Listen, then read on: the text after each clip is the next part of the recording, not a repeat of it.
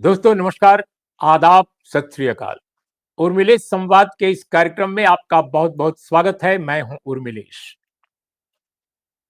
दोस्तों हमारे पड़ोसी मुल्क नेपाल में जो हालात हैं, वह न सिर्फ नेपाली जनता बल्कि पूरे साउथ एशिया, खासकर भारतीय उपमहाद्वीप में गहरी चिंता उस पर जताई जा रही है और पूरी दुनिया के में सोचा जा रहा है कि आखिर इस देश में जो हिमालय के हिमालयी देश कहा जाता है, इतना खूबसूरत है, लोग सीधे-साधे हैं और वर्षों बाद, सदियों बाद वहाँ एक फेडरल डेमोक्रेटिक रिपब्लिक बना था। आखिर क्या ऐसा हो गया कि सब कुछ उलट-पुलट हुआ? पहले दिन ऐसा लगा कि ये सचमुच भ्रष्टाचार जो शासन का है और जो रहा है लगातार और सोशल मीडिया के जो 26 प्लेटफ़ॉर्म्स हैं, उन पर जो बंदिश लगाई गई, उनको जो रोका गया, उसके खिलाफ यह एक स्वतः स्फूर्त आंदोलन है नौजवानों का। लेकिन जिस तरह वहाँ पर उपद्रव हुआ है, जिस तरह के हालात पैदा किए गए सुप्रीम कोर्ट पर जो कि एक न्याय का प्रतीक है, पार्लियामेंट जो वहाँ की है जो एक डेमोक्रेटिक और एक पार्लियामेंट्री स्ट्रक्चर का प्रतीक है, जिस तरह से हमले किए गए, उससे लगा कि इसके पीछे शायद कुछ और है। वो क्या है? हम इन्हीं सब चीज़ों को जानने के लिए और साथ में जो अंतरिम एक शासन वहाँ स्थापित करने की कोशिश की जा रही है, किसी को अंतरिम प्राइम मिनिस्टर या अंतरिम प्रशासनिक प्रमुख बनाकर, जैसा कि हमने देखा पड़ोस के बांग्लादेश में वहाँ हुआ था।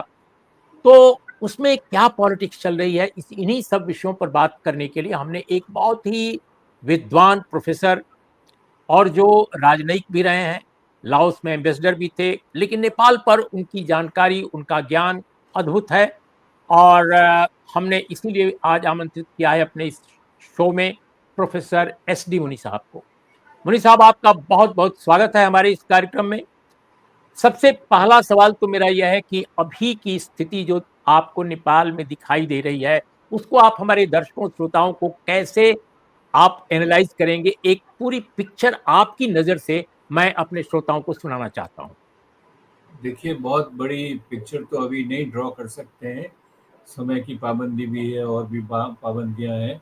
लेकिन संक्षेप में और सही मायने में ये एक एक्सप्लोसिव कॉकटेल है, जो आंतरिक असंतोष और आंतरिक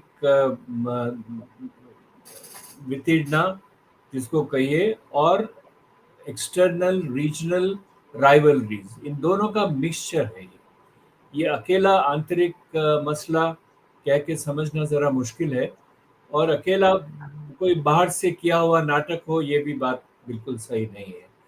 तो उन दोनों में, जैसा आपने अपनी भूमिका में कहा है सही सही, कि नेपाल में बहुत सा असंतोष था, जो सरकारें हुई है, उन सरकारों ने किसी भी ढंग से संतोष नहीं किया लोगों को, उनका विकास नहीं किया, उनको उनके ऊपर पाबंदियां लगाई। जो यंग लोग हैं उनके लिए एम्प्लॉयमेंट नहीं था, इकोनॉमिक अपॉर्चुनिटीज़ नहीं थी, और ऊपर से उनकी स्वतंत्रता पर बंधन लगाने शुरू किए।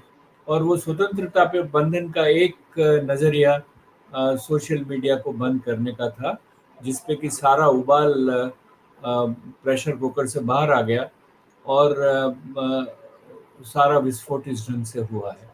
लेकिन इसके पीछे नेपाल, और नेपाल की तरह हम भारत के दूसरे पड़ोसी भी दो तरह की प्रतिस्पर्धा में फंसे हुए हैं। एक प्रतिस्पर्धा तो है अमेरिका और चीन के बीच में, और एक प्रतिस्पर्धा है भारत और चीन के बीच में। और इन दोनों में कोई भी चीन के प्रभाव को भारत के पड़ोस में नहीं बढ़ने देना चाहता है। ना अमेरिका चाहता है उसको, और ना भारत चाहता है। तो भारत और अमेरिका के जो हित हैं, जो उनका उनका नज़रिया है, उसमें बांग्लादेश में तो कॉन्फ्लिक्ट हुआ बहुत, जिसमें ये अमेरिका समझता था कि हसीना सिर्फ चीन की तरफ झुक रही है और भारत उसको संभाल नहीं पाएगा, लेकिन भारत की ऐसी मान्यता नहीं थी। लेकिन श्रीलंका में भारत और अमेरिका दोनों एक ही पेज पर थे, ऐसा लगा मुझे। और मुझे लगता है कि कुछ हद तक नेपाल में भी दोनों एक ही पेज पर है। तीनों में, बांग्लादेश, नेपाल और श्रीलंका, तीनों में जो सरकारें हटाई गई, वो चीन पक्ष की सरकारें समझी जा रही थी। बांग्लादेश में हसीना को अमेरिकनों ने चीन पक्ष का समझा। श्रीलंका में राजापक्षे को भारत ने भी और अमेरिका ने भी चीन पक्ष का समझा, और ओली को भी चीन पक्ष का समझा जा रहा था। तो जो तीनों सरकारें जिन पे लगता है कि अमेरिका चीन का ज़्यादा प्रभाव था, उनको हटाया गया है। तो ये दोनों का कॉकटेल है, जो बाहर की वो जियोपॉलिटिक्स है उसका भी, और जो अंदर से असंतोष और जो तृष्णा है उसका भी ये है। तो संक्षेप में मैं यही समझता हूँ।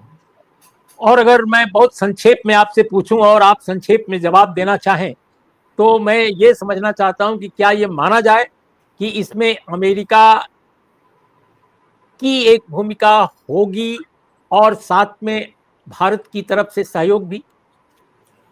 भारत की तरफ से सहयोग की बात तो नहीं स्पष्ट दिख रही है।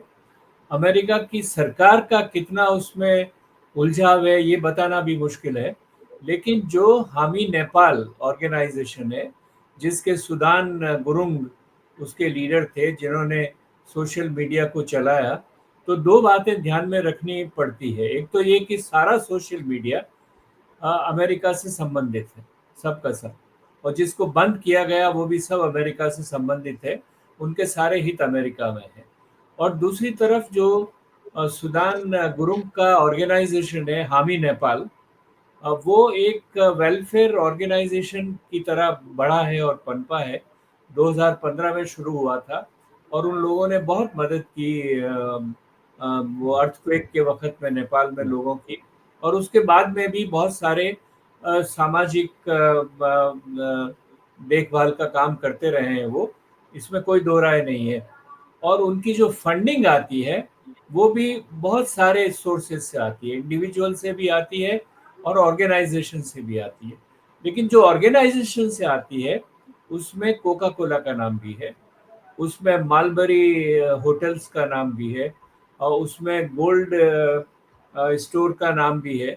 तो ये और उसमें एक बारबरा फाउंडेशन है, जो बारबरा अमेरिकन महिला थी, नेपाल में रही है वो, उसने फाउंडेशन बनाई है और उसका भी नाम है। और कुछ ऐसे लोग जुड़े हुए हैं उसमें जिनके ऊपर हथियार बेचने और खरीदने का फ़ायदा उठाने वाले लोग भी हैं, भ्रष्ट लोग भी हैं, और मेगा साय प्राइज़ के जो विजेता हैं उनका भी नाम है। तो एक व्यापक डाइवर्सिफ़ाइड है, इसमें कोई दो राय नहीं है।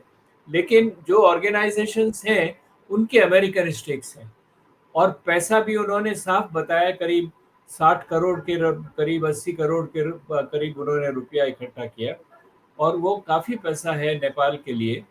लेकिन जो जो समझने वाली बात है वो ये है कि 1970 के अंत में अमेरिका में बहुत बड़ी डिबेट हुई थी सीआईए की एक्टिविटीज़ को लेकर, और सीआईए की एक्टिविटीज़ को लेकर अमेरिका की कांग्रेस में बहुत रोष था, बहुत नाराज़गी थी। इसलिए उन्होंने एक वहाँ पर चर्च कमेटी नाम से कमेटी बनाई और उसका इन्वेस्टिगेशन किया कि क्या है। तो उसमें और भी बहुत बातें आई, अभी उसके डिटेल्स में नहीं जा सकते। उसमें ये साफ कहा था कि सीआईए जर्नलिस्ट को पालती है, उनको सपोर्ट देती है, मीडिया को सपोर्ट देती है, पब्लिशर्स को सपोर्ट देती है, एकेडमिक्स को सपोर्ट देती है, और उनको जनता के आक्रोश को मोबिलाइज करने में काम में लाती है। तो सामने नहीं है, सामने जो मीडिया में आर्टिकल लिखते हैं, जो बात करते हैं, जो सोशल मीडिया में हम लोग, सोशल मीडिया तो उस वक़्त था नहीं, लेकिन अब हुआ है, तो उसका व्यापक इस्तेमाल हुआ है। तो इसीलिए संदेश ये है, और जो आपने कहा कि अमेरिका कितना उलझा हुआ है, मैं ये कह रहा हूँ कि इस बात से पूरी तरह से नकारा नहीं जा सकता इस हालत को। अभी उसमें और ढूँढने की ज़रूरत है और रिसर्च की ज़रूरत है। उसकी पुख्ता एविडेंस नहीं है, लेकिन ये अमेरिका का पहलू है, इसको पूरी तरह से नहीं नकार सकते। बहुत महत्वपूर्ण बात आपने कही और बहुत सारे ठोस फैक्ट्स के साथ, ठोस तथ्यों के साथ।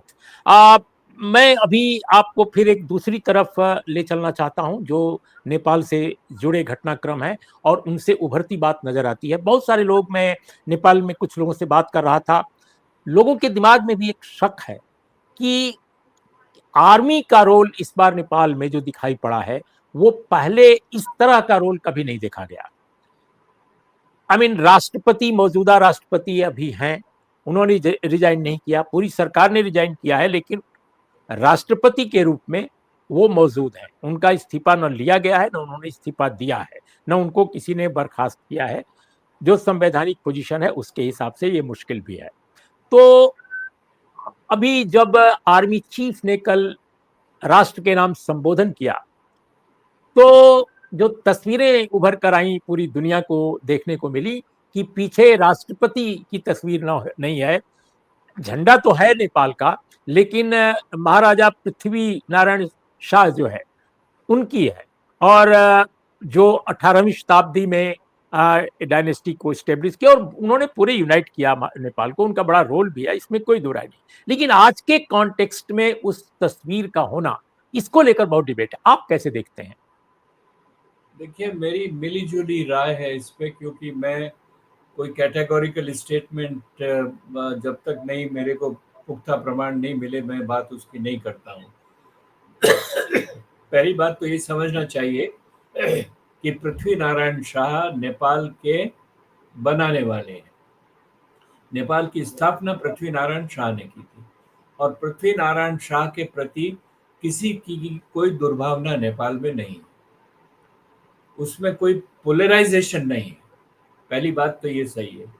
दूसरी बात ये भी सही है कि ये जो फौज है वो शाही खानदान से पली पनपी है। नेपाल में 250 वर्ष तक राजतंत्र रहा, और जो आर्मी थी वो रॉयल आर्मी थी। जो रॉयल नाम हटाया गया है वो 2008 में हटाया गया। 8। तो जो रिपब्लिकन आर्मी है वो 17 साल पुरानी है, और जो रॉयल एलिमेंट है उसमें वो 170 साल पुराना है। ये बात हमको समझनी चाहिए। तो ये बात की बिल्कुल मन नकारा नहीं जा सकता कि आर्मी में ऐसी कॉन्स्टिट्यूएंसीज हैं जो प्रो रॉयल हैं, और जो शायद पूरी तरह से रिपब्लिकन नहीं है। लेकिन जो आर्मी का नेतृत्व है अभी वाला, वो पिछले 15 साल से रिपब्लिकन सिस्टम के अंडर बढ़ा है। जो आर्मी चीफ नॉमिनेट किए गए हैं, अपॉइंट किए गए हैं, वो रिपब्लिकन लीडरशिप ने किए हैं उसको। तो एक तो ये बात ध्यान में रखनी चाहिए। जहां तक आप फोटो वोटो की बात करते हैं, मैं इसको, कुछ लोगों ने सीरियसली लिया है, मैं इसको बहुत सीरियसली नहीं लेता हूँ, क्योंकि पृथ्वी नारायण शाह की जो तस्वीर है वो एक नेशनल आइकॉन है, वो एक रॉयल आइकॉन नहीं है, ऐसा मैं मानता हूँ। और ऐसे बहुत सारे नेपाली भी मानते हैं, तो वो हमको ध्यान में रखना चाहिए।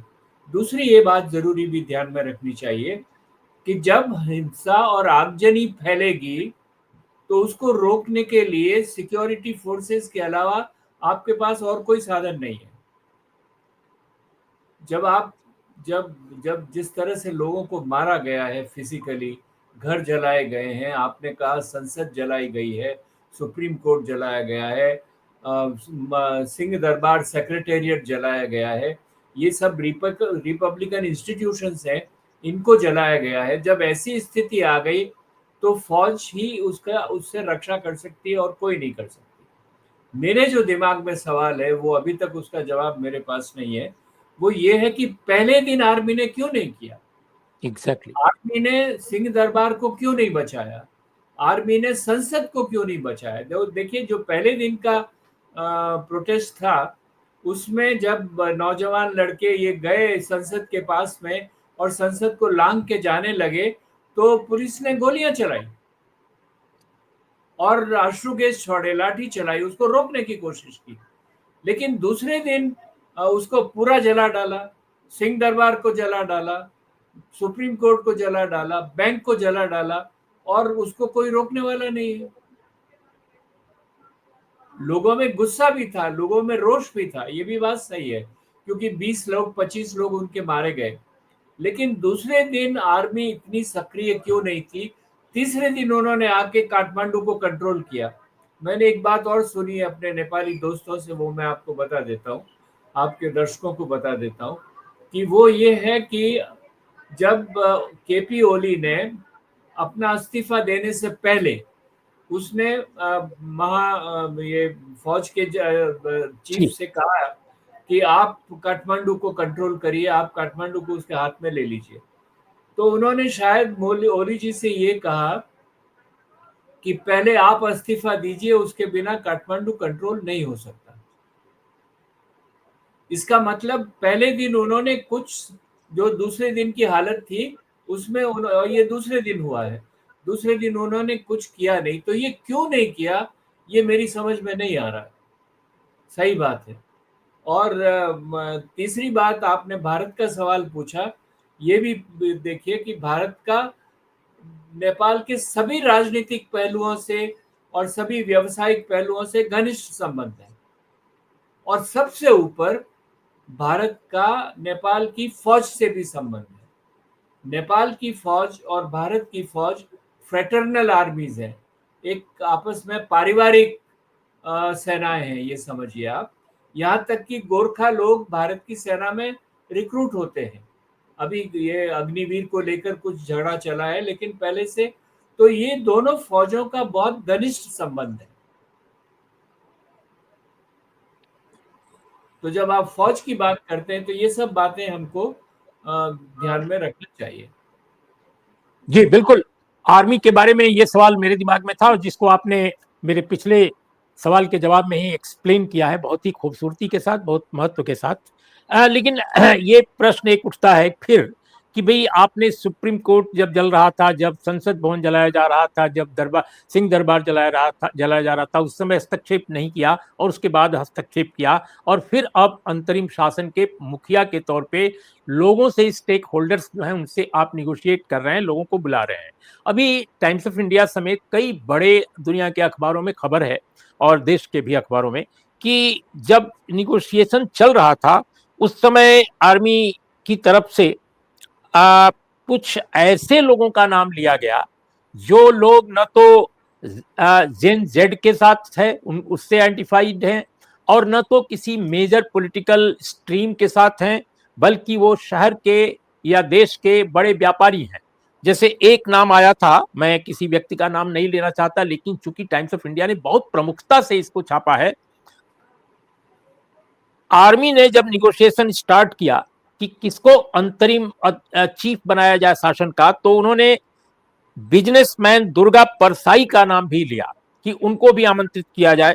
इसके अलावा उन्होंने राष्ट्रीय स्वतंत्र पार्टी, उसका भी नाम लिया, जिसके नेता को 2 दिन पहले ही आंदोलनकारियों ने जेल तोड़ करके और निकाला था।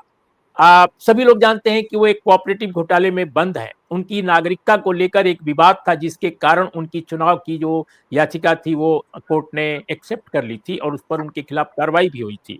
तो इस तरह के लोगों को, विवादास्पद लोगों को, क्योंकि अगर एंटी करप्शन ये एजिटेशन था, तो जो करप्शन के मामले में इन्वॉल्व बताए जाते हैं लोग, हम नहीं कह रहे हैं, जो बताए जाते हैं वहां, उनको उनको छुड़ाने में कैसे आंदोलनकारी लग गए, वो भी दूसरे दिन, पहले दिन नहीं। तो पहले दिन और दूसरे दिन का जो फर्क है, और फिर जब आप अंतरिम चीफ की नियुक्ति की प्रक्रिया को जिस तरह आर्मी ने शुरू किया है, उसको लेकर सवाल जो उठ रहे हैं, उसको आप कैसे देख रहे हैं? उर्मिलेश जी, मेरी सूचना इस मामले में थोड़ी सी अलग है। मैंने जो जी। सुना है वो ये है कि जो युवा पीढ़ी के लोग हैं उसमें भी बहुत सारे ग्रुप्स हैं, और उन ग्रुप्स में से कुछ लोगों ने कहा कि आप परसाई को बुलाइए, जो रॉयलिस्ट है, जो राजा ये समर्थक। को जी। वापस लाना, राजतंत्र को वापस लाना चाहते हैं। और एग्जैक्टली। उन्होंने फौज से कहा कि आप इनसे भी बात कीजिए। यही कहा उन्होंने। फौज ने नाम नहीं दिया कि ये ऑल्टरनेटिव्स हैं, उन्होंने नाम दिया, फौज ने उसको उनको टेबल के, उस नाम को टेबल के सामने रखा। लेकिन रात के 2 बजे मेरी सूचना ये है कि आर्मी चीफ सुशीला कार्की के घर गए, या और उनको उन्होंने कहा कि आप ये सँभालिए। तो सुशीला कार्की ने पहले उसका मना किया, बाद में उन्होंने उसको किसी तरह से मनाया है। लेकिन जब मनाया है, तो जो युवा पीढ़ी के लोगों के ग्रुप्स हैं, उसमें से कुछ लोग अभी भी उसका अपोज़ कर रहे हैं। जी, और वो ये चाहते हैं कि बालिन शाह या कोई और उसमें आए, ऐसी बात है ज़रूर, इसमें कोई दो राय नहीं है। और इसी वजह से शायद अभी तक सुशीला कार्की जी को शपथ ग्रहण नहीं हो पाया है, राष्ट्रपति ने उनको मोहर नहीं लगाई है। क्या वहाँ हो रहा है वो तो काठमांडू जानता है, हम लोग यहाँ बैठे-बैठे तो नहीं जान सकते हैं। और कितनी ऑथेंटिक मीडिया रिपोर्ट्स होती हैं, वो भी हमेशा हमको ध्यान रखना चाहिए। कई बार मीडिया एक्ज़ैजरेट भी करता है, कई बार मीडिया भूल भी जाता है, कई बार मीडिया को जानबूझ के बरगलाया भी जाता है, दूसरे डायरेक्शन में भी ले जाया जाता है। इसलिए मैं सिर्फ़ यही कहूँगा कि हमें फाइनल वक़्त का इंतज़ार करना चाहिए। पहले हम लोग किसी कन्क्लूज़न को निकालें, लेकिन मेरी सूचना में ये नहीं है कि आर्मी चीफ़ ने ये नाम बताए। मेरी सूचना में ये है कि आर्मी चीफ़ से कहा गया कि आप इनसे भी बातें कीजिए, और वो युवा पीढ़ी के लोग हैं और उसमें बहुत सारे ग्रुप्स हैं। उसमें रॉयलिस्ट भी जुड़े हुए हैं। दूसरे दिन ख़ास तौर से सभी पार्टीज़ के एक्टिविस्ट उसमें हैं। माओइस्ट भी आ गए थे उसमें, रॉयलिस्ट भी आ गए थे, दूसरे लोग भी आ गए थे।